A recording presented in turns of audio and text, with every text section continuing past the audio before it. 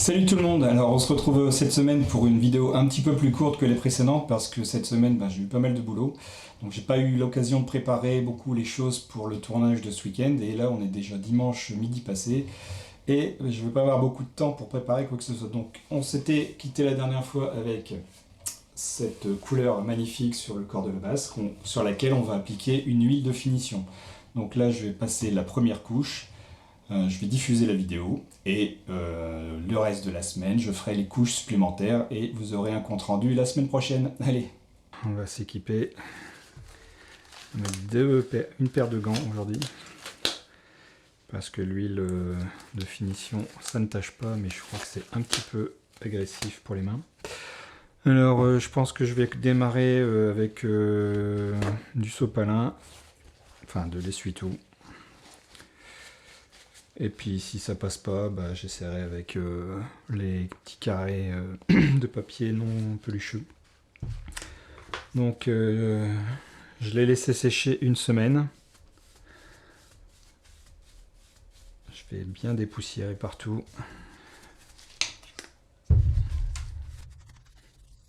Alors la finition, enfin la teinture est pas parfaite. Vous voyez qu'il y a des petites zones où c'est un peu pas, enfin c'est pas forcément très uniforme. Bon, c'est pas trop grave. Ce qui m'embête le plus, c'est ici qu'il y a vraiment un défaut. J'ai essayé de le rattraper, mais ça veut pas teinter le fond ici. J'y arrive pas. Bon, c'est une basse entrée de gamme, on va dire. Premier prix au niveau du kit. Donc je pense qu'il ne faut pas s'attendre à des merveilles non plus. Bon, comme d'hab, je vais commencer par l'arrière. Comme ça, si ça va pas, ça fait toujours un entraînement. Alors d'après ce que j'ai compris, il ne faut pas lésiner sur la première passe. Donc le faire simplement imbiber comme ça, à mon avis, c'est pas suffisant. Il faut vraiment y aller pour que ça rentre. Donc l'idée, c'est d'en mettre une bonne couche et d'étaler assez rapidement. Alors là, je peux me permettre de faire des ronds. Parce que théoriquement, et ça se confirme à l'application, c'est quelque chose qui, enfin, c'est une huile de pénétrante, c'est bien ce qu'ils disent. C'est que le bois va boire, enfin le bois va absorber énormément de quantité d'huile. Alors vous voyez, la teinture a tendance à quand même à pas rester, enfin à déteindre sur le papier. Ça on me l'avait dit. Peut-être qu'il aurait fallu que j'attende un petit peu plus encore pour faire l'huile de finition, mais bon.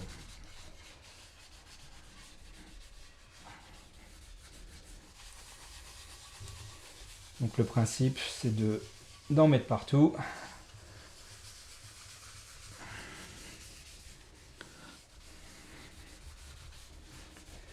Et faire des passes successives une fois que c'est sec. L'exception, c'est de faire quasiment 2 passes sur la première en fait. Vous voyez là, quasiment tout à absorber quoi. Je sais pas si on va bien le voir à la caméra, mais je vais pas dire que c'est sec, mais quasiment déjà quoi. Donc je vais faire le deuxième côté. Alors j'aime bien ici, quand on voit quand même pas mal de mélange de bleu et de vert. C'est assez joli. Donc là en fait l'idée c'est d'enlever l'excès, mais il n'y en a pas. Donc ce que je vais faire, c'est que je vais refaire une passe tout de suite. Voilà. Une passe bien épaisse.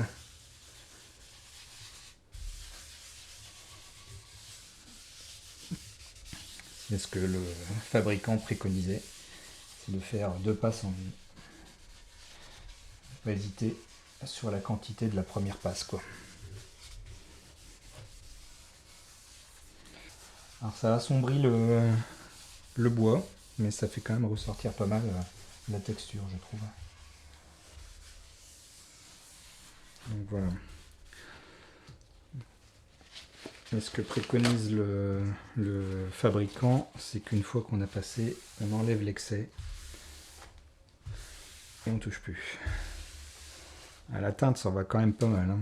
J'espère que ça sera pas le cas sur les couches suivantes.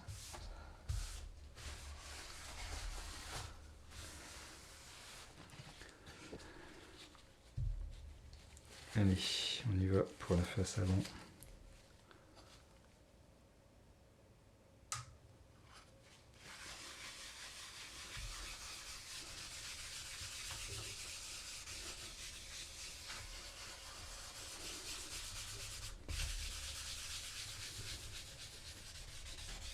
Oh, les teintes irisées là, c'est superbe. Je sais pas si vous les voyez sur l'angle de vue là.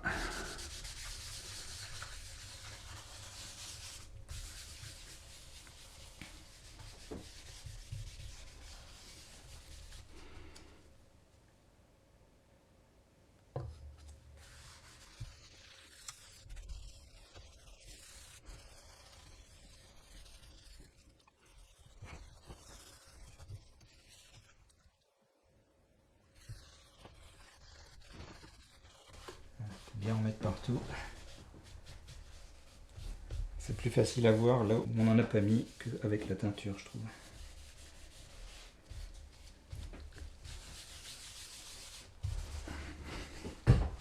Bon, par contre, avec tout le matériel que j'ai installé, j'ai pas beaucoup de place pour bien voir comment.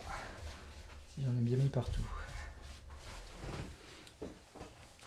Ah, ça peluche quand même, hein. Je sais pas si vous voyez là. Oui. Alors, je vais prendre une autre partie pour refaire une passe.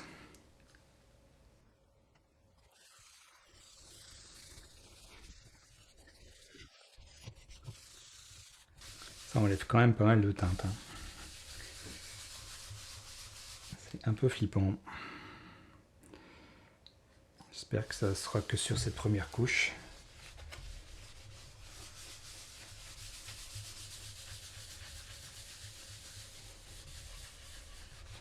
Pas sur les autres.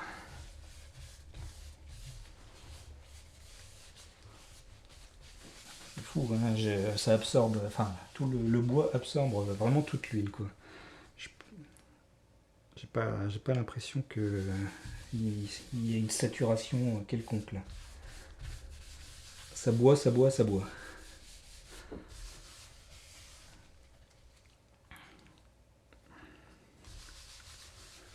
Bon, ça a foncé quand même vachement tout l'ensemble, hein. J'espère que ça va pas foncer beaucoup plus. Bon, je vais enlever l'excédent. Mais bon, si on peut parler d'excédent, quoi. Et puis bah, on va laisser sécher et agir comme ça, je crois. Je vais la retourner, voir ce que ça donne en dessous.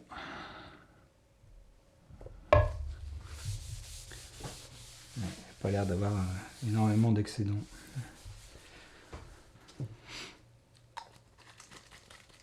Et de l'autre côté, parce que je préférais que ça sèche sur le côté visible sans trace. Je vais repasser un coup parce que j'en ai pris plein les gants.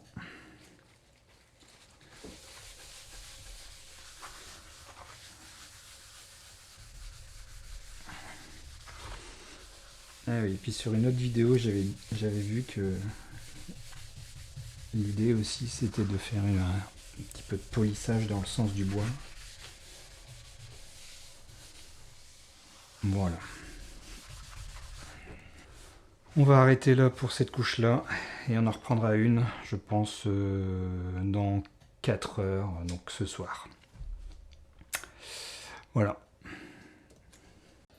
Alors voici où ça en est après quelques heures de séchage, toujours sur la première couche. Donc, le foncé s'est un peu éclairci, mais il y a de belles traces irisées ici, ici, et surtout un veinage apparent qui est vraiment mis en valeur, quoi. Donc voilà, je vais encore attendre un petit peu et remettre une couche pour ce soir. Et après, ben, je ferai un cycle de 2 couches par jour, une matin, une soir, pendant 3 jours, ou 2-3 jours.